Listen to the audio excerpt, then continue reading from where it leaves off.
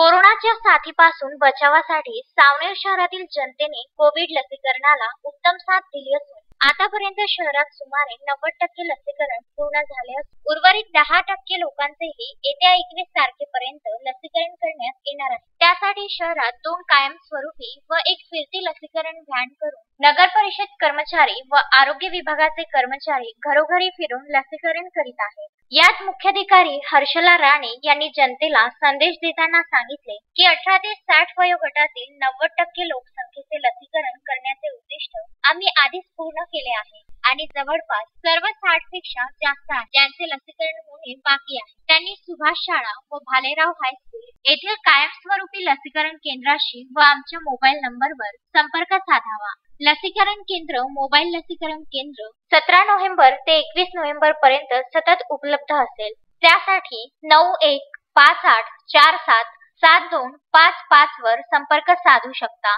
Subhash school किंवा Bhalerao high school मध्ये लसीकरण करण्यासाठी नागरिक थेट केंद्रावर जाऊ शकतात व ती टीम तुमचे नाव नोंदवेल आणि तिथे तुमचे लसीकरण होईल आणि सर्व शहरवासीय, नगरसेवक, सामाजिक कार्यकर्ते, पत्रकार बांधवांनी या लढ्यात पुढे यावे असे आवाहन करून कोरोनाचा पराभव करून शहर कोरोनामुक्त करावे। या लसीकरण मोहिमेत नगरपालिकेचे सर्व नगरसेवक यांच्यासह पालिकेचे सामाजिक कार्यकर्ते दिनेश भुते, पंकज छेनिया, धीरज देशमुख, मधुकर लोही, अशोक मेंढे, रमेश सातपुते, अंकित दाखोडे, धुर्वे, लाला समुद्रे, सूरज कुमार, दीपाली बोत्रे, प्रतिभा लांजेवार व प्राथमिक आरोग्य केंद्रांच्या आशा वर्कर परिश्रम घेत आहेत।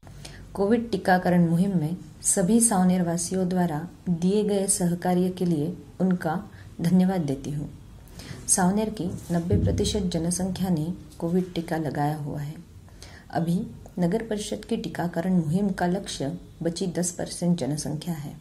इसलिए मैं शहर के प्रतिष्ठित नागरिक, व्यापारी संगठन तथा सामाजिक संगठनों को आगे आकर 100% टीकाकरण के उद्दिष्ट पूर्ति के लिए नप का सहयोग देने का आह्वान करती हूँ।